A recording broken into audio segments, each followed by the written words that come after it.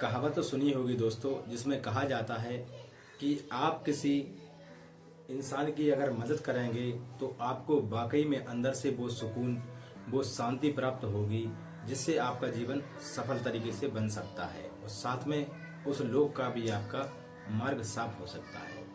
कुछ लोग होते हैं ऐसे जो कि बड़े बुजुर्गों की बात मानकर उपकार का काम करते हैं, किसी की सहायता का काम करते हैं और जीवन में कुछ न कुछ हासिल कर लेते हैं। और आज की एक सच्ची घटना दोस्तों ऐसी है कि एक इंसान एक औरत की सहायता करता है और उस सहायता करने के बदले में उसको ऐसी सजा मिलती है, ऐसी परेशानी मिलती है कि आखिरकार वह इंसान आत्महत्या करने के लिए तैयार हो जाता है। तो आज उसी इंसान की, उसी लेडीज की मैं सच्ची कहानी लेकर आया हूँ आपके पास, जिसे आप पूरा सुनिएगा दोस्तों। तो नमस्कार, जय हिंद दोस्तों, कैसे हैं आप सभी लोग। आशा करता हूँ आप सभी लोग अच्छे होंगे और एक बार फिर स्वागत है कहानी आपकी मेरे इस यूट्यूब चैनल में। दोस्तों आज की जो सच्ची घटना है वह है हरियाणा प्रदेश की, और हरियाणा प्रदेश में एक जिला लगता है कैथल। कैथल में 65 साल का रहने वाला एक इंसान, जिसका नाम हम गुप्त रखेंगे। 65 साल का इंसान जो कि ठीक ठाक पैसे वाला था, ज्यादा पैसे वाला नहीं। तभी वहां पर एक रूमा नाम की लेडीज रहती है। वह काफी लोगों से पैसे मांगने के लिए गिड़गिड़ा रही थी, परेशान हो रही थी। तो उस इंसान को देखते हुए 65 साल के बुजुर्ग को करीब 3 दिन हो गया था कि ये लेडीज काफी परेशान है, इसको पैसे की जरूरत है। तो वो इंसान उस लेडीज को अपने पास बुलाता है, उससे बातचीत करता है और कहता है कि क्या बात है, मुझे बताओ। तो वह रूमा नाम की लेडीज उस इंसान से कहती है, 65 साल के इंसान से, कि सर मुझे कुछ पैसे की जरूरत है, आप मुझे पैसा दे दीजिए और मैं आपका पैसा जल्दी ही लौटा दूंगी। तभी वो 65 साल ये बुजुर्ग उसे महिला लेडीज से कहता है, रूमा नाम की लेडीज से, कि मैं तुम्हारे लिए पैसे तो दे सकता हूँ, लेकिन इसकी क्या गारंटी है कि तुम वो पैसा मुझे वापस कर दोगी। तभी वो लेडीज कहती है कि मेरे कुछ तुम कागजात रख लो अपने पास में, और मैं इन कागजातों को आपके पास रखे देती हूँ, आप इसके बदले में मुझे 4.5 लाख रुपए दे दीजिए, मैं आपको कुछ समय बाद पैसे चुका दूंगी और अपने कागज ले जाऊंगी। दोस्तों इस तरीके से पूरा घटनाक्रम चलता रहता है। उस इंसान रहता है जो 65 साल का, उसके परिवार में उसका कोई और नहीं होता है सगी संबंधी, ना ही बेटी ना ही उसकी पत्नी, जो कि बेटी हुई नहीं थी कभी, एक ही बेटा हुआ था उसके यहाँ पर। पत्नी उसकी किसी हादसे में गुजर जाती है। वह बूढ़ा इंसान अपना जीवन सुखमय तरीके से जी रहा था और उसके तभी यहाँ पर एक बेटा था जिसका नाम था दीप। दीप जो कि बाहर जॉब करता है और जॉब कर कर अपने शाम को घर पे आता है। तो उस दिन शाम के 6 बजे के करीब जब दीप शाम को लौट कर अपने घर पर आता है और देखता है कि घर में सुनसान मची हुई है हर रोज की तरह, वो देखता है कि पिताजी कहाँ हैं। तो इधर उधर झांकने की कोशिश करता है तो पिताजी उसको दिखाई नहीं देते हैं उसके। तब वो एक रूम के अंदर देखता है कि उसके पिताजी एक फांसी का फंदा लगा रहे हैं और फांसी का फंदा लगाने के बाद आत्महत्या की कोशिश कर रहे हैं। तभी वो जोर से दरवाजे को पीटता है, उन्हें समझाने की कोशिश करता है, लेकिन पिताजी ने उसकी एक न सुनी, अपने काम को निरंतर करते रहे। तभी वो दीप नाम का लड़का उस दरवाजे को तोड़ता है और तोड़ने के बाद अंदर पहुंचता है, जब तक कि उसके पिताजी ने फांसी के फंदे पर लटक कर और अपनी जो कुर्सी रहती है पैरों के नीचे उसको ढकेल दिया था। लेकिन मौके पर बेटा दीप वहां पर पहुंच जाता है और अपने पिता को बचा लेता है।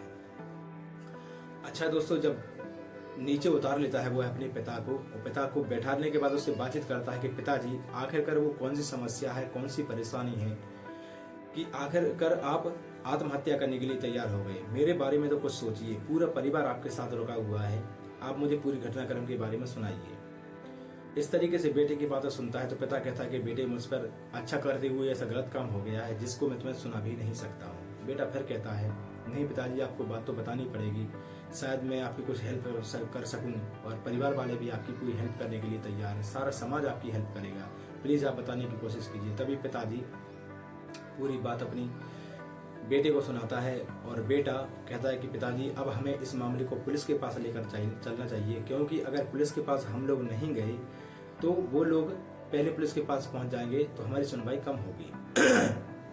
अच्छा, इस तरीके से दोस्तों जब पुलिस वाले के सामने जब पिताजी को लेकर पहुंचता है और दरोगा जी के सामने जब बैठा कर बेटा कहता है दीप नाम का कि पिताजी आप पूरे घटनाक्रम साहब को सुनाइए, साहब सुनेंगे वो हमारी मदद भी करेंगे। तभी दोस्तों जो 65 साल का बुजुर्ग पूरी अपनी दास्तां वहां पर जो खड़े हुए सिपाही और साथ में दरोगा जी के सामने पूरा वक्तव्य रखता है। वह कहता है कि साहब, एक रूमा नाम की लेडीज है जो कि ही मेरी पड़ोस में रहती है कैथल में, और इसको पैसे की ज़रूरत थी, तब मैं इसको पैसा दे देता हूँ, तो ये पैसे के बदले में मेरे पास ज़मीन के कागज़ रख देती है। और कागज़ रखने के बाद 10 दिन का समय बीत जाता है। तो 10 दिन का जब समय बीत जाता है तो ये मेरे पास में आती है और कहती है कि मैं सर आपका शुक्रिया गुजार करना चाहती हूँ कि आपने मुझे एन वक्त पे पैसा दिया, जो कि मुझे पैसे की बहुत ज़्यादा डिमांड थी। दोस्तों, इस तरीके से वो पुलिस वालों के सामने उसका दीप का पिता पूरी बातें सुना रहा था और कहता है कि साहब मैंने उसको पैसा दे दिया। और पैसा देने के बाद जब 10 दिन बाद वो लेडीज, रोमा नाम की लेडीज उसके घर पर आती है। उसका बेटा तो जॉब पे जा चुका था और रोमा उसके घर पर आती है और कहती है कि साहब मैं आपसे संतुष्ट हूँ और आकर्षित भी हूँ आपकी तरफ। मैं आपके साथ कुछ शारीरिक संबंध बनाना चाहती हूँ, काफ़ी अकेली हूँ मैं भी। इस तरीके से दोस्तों वो पहले तो थोड़ा बहुत मना करता है 65 साल का इंसान, लेकिन लेडीज के सामने कौन मना कर सकता है। तो तभी एक पानी में एक गोली देती है, वो सेक्स की गोली उस इंसान के लिए, जिसके उस गोली को खाते ही उसके अंदर हार्मोन्स प्रकट हो जाते हैं और सेक्स की कम वासना उसके अंदर प्रकट हो जाती है 65 साल के इंसान के अंदर।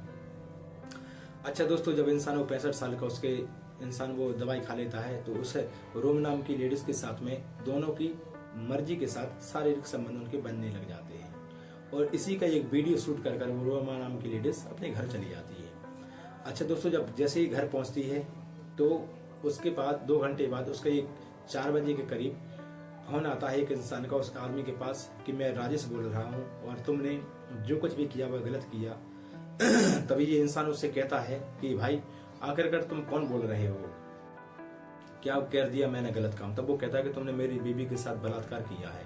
वो कहता है कि नहीं भाई, तुम्हें गलत जानकारी हुई है, मैंने तुम्हारी बीबी के साथ कोई जबरदस्ती कोई बलात्कार नहीं किया है, बल्कि तुम्हारी बीबी की इच्छा से ही सब कुछ हुआ है और प्लीज इसको रफा दफा करने के लिए कुछ ना कुछ कर लिया जाए। तभी दोस्तों वह इंसान कहता है कि अब हम तुम्हारा ये मुकदमा लेकर पुलिस के पास जा रहे हैं और तुम्हारे पर मुकदमा लगवाएंगे कि तुमने मेरी बीबी का बलात्कार किया है। और उसको एक वीडियो सेंड कर देता है, जिसको देखने के बाद उस 65 साल के इंसान के पैरों तले जमीन खिसक जाती है कि अब वृद्धावस्था में आज तक तो कोई कलंक नहीं लगा था मेरे ऊपर, लेकिन अब ये लास्ट टाइम ऐसा कलंक लग गया है कि जिससे मुझे अब जीना बेकार हो गया। तो फांसी की लगाने के लिए तैयार हो जाता है। दोस्तों, इस तरीके से वह इंसान उसको 10 लाख रुपए की डिमांड करता है तो उसके पिता कहीं से और व्यवस्था करता है तो 4 और 5 लाख रुपए की व्यवस्था हो पाती है। और उधर से बराबर कॉल आ रहा था कि हमें 10 लाख रुपए चाहिए। दोस्तों, इस तरीके से वो इंसान 10 लाख रुपए की व्यवस्था नहीं कर पाता है और समाज में अब मैं क्या मुंह दिखाऊंगा, क्या अपने बेटे के सामने मुंह दिखाऊंगा, इस बात को लेकर वो फांसी के फंदा लगा लेता है। तभी उसका बेटा आकर उसको बचा लेता है। इस पूरी घटनाक्रम को पुलिस वालों के सामने जब वो रखता है दोस्तों, तो पुलिस वाले भी बड़ा हैरान हो जाते हैं और आखिरकार राजेश को और रूमा को इसी उसके पिता के आधार पर, उसकी जो वीडियो बनाई गई थी उस वीडियो के आधार पर उसको अरेस्ट कर लिया जाता है। उनको फिलहाल में जेल में डाल दिया जाता है। तो दोस्तों, कहीं ना कहीं इस कहानी के माध्यम से हमें सीख मिलती है कि इंसान किसी के साथ में अच्छा भी करता है तो हर एक सिक्के के 2 पहलू रहते हैं कि अच्छा भी होता है बुरा भी होता है, दिन है तो रात है, अच्छाई है तो बुराई है। कहीं ना कहीं इंसान पर ऐसे कदम उठा लेता है कि अच्छाई करते हुए भी उसके साथ में गलत हो जा रहा है। तो दोस्तों, इस पूरी घटनाक्रम को सुनाने का मेरा उद्देश्य किसी को ठेस पहुंचाना या परेशान करना नहीं है, बल्कि आपको जागरूक करना, आपको सतर्क करना है कि अगर आप किसी की बुराई की तो बात अलग है कि बुराई करेंगे तो बुराई आपको मिलेगी ही। अगर आप किसी के साथ में अच्छाई भी कर रहे हैं तो बड़ी सोच समझकर और सावधानी के साथ कीजिएगा। वीडियो अच्छी लगी तो दोस्तों अपने विचार कमेंट बॉक्स में जरूर दीजिएगा और फिर मिलूंगा मेरी नई कहानी के साथ में। जब तक के लिए मुझे विदा दीजिए। जय हिंद, वंदे मातरम, भारत माता की जय।